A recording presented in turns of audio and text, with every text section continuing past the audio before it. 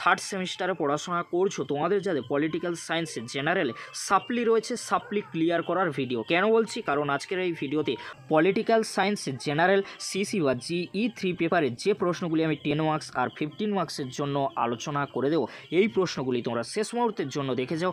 অবশ্যই তোমরা এখান থেকে সমস্ত প্রশ্ন পরীক্ষায় কমন পেয়ে যাবে। প্রথমে তোমরা দেখে নাও মডিউল 1 থেকে গুরুত্বপূর্ণ 15 মার্কসের কয়েকটি প্রশ্ন, যে প্রশ্নগুলি অত্যন্ত গুরুত্বপূর্ণ। অবশ্যই তোমরা এখান থেকে প্রশ্নগুলি পরীক্ষায় কমন পেয়ে যাবে। গুরুত্বপূর্ণ প্রশ্নগুলি তোমরা দেখে নাও মডিউল 1 থেকে 15 মার্কসের জন্য।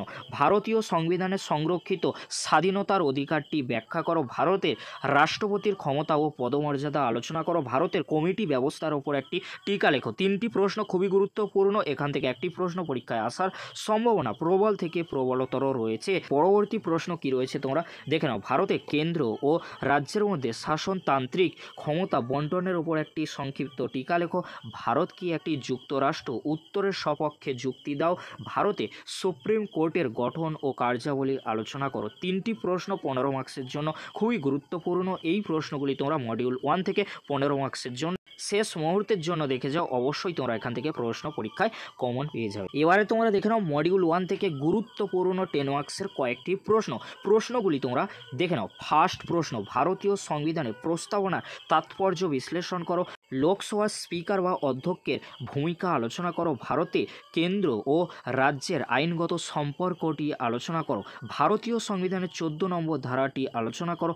লোকসভা ও রাজ্যসভার মধ্যে সম্পর্ক আলোচনা করো। এই প্রশ্নগুলি কিন্তু অত্যন্ত গুরুত্বপূর্ণ। এবারে তোমরা দেখে নাও মডিউল 2 থেকে গুরুত্বপূর্ণ মাত্র 4টি প্রশ্ন, যে 4টি প্রশ্ন করলে অবশ্যই তোমরা এখান থেকে একটি প্রশ্ন পরীক্ষায় কমন পেয়ে যাবে। প্রশ্নগুলি তোমরা দেখে নাও। ফার্স্ট প্রশ্ন, 1990 থেকে ভারতের দল ব্যবস্থার বৈশিষ্ট্য আলোচনা করো। ভারতের পরিবেশ আন্দোলনের উপর একটি টিকা লেখো। ভারতে আঞ্চলিকতাবাদের উৎসগুলি ব্যাখ্যা করো। ভারতের নারী আন্দোলনের উপর একটি টিকা লেখো। এই যে 4টি প্রশ্ন বললাম মডিউল 2 থেকে 15 মার্কসের জন্য অত্যন্ত গুরুত্বপূর্ণ। এবারে তোমরা দেখে নাও মডিউল 2 থেকে গুরুত্বপূর্ণ 10 মার্কসের কয়েকটি প্রশ্ন, যে প্রশ্নগুলি অত্যন্ত গুরুত্বপূর্ণ রয়েছে।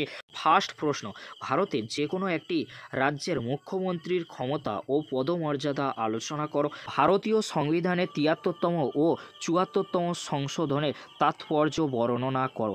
ভারতের স্থানীয় শাসন ব্যবস্থায় গ্রাম পঞ্চায়েতের ভূমিকা আলোচনা করো। মুখ্যমন্ত্রী ও রাজ্যপালের সম্পর্ক আলোচনা করো।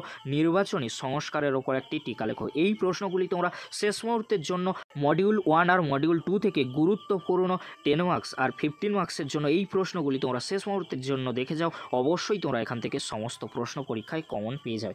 এবারে তোমাদেরকে বলে রাখি কিছু এক্সট্রা প্রশ্ন আমি কিন্তু রেখেছি, যদি তোমরা পারো অবশ্যই 10 মার্কস আর 15 মার্কসের জন্য মডিউল 1 আর 2 থেকে এই প্রশ্নগুলি তোমরা এক্সট্রা বা সাপোর্টিং হিসেবে দেখে যেতে পারো। প্রথমে তোমরা দেখে নাও 10 মার্কসের জন্য কিছু এক্সট্রা বা সাপোর্টিং প্রশ্ন, যে প্রশ্নগুলি পরীক্ষা আসার সম্ভাবনা রয়েছে। এবারে তোমরা দেখে নাও 15 মার্কসের জন্য কিছু এক্সট্রা বা সাপোর্টিং প্রশ্নগুলি তোমরা দেখে নাও। এই ছিল আজকের আলোচনা।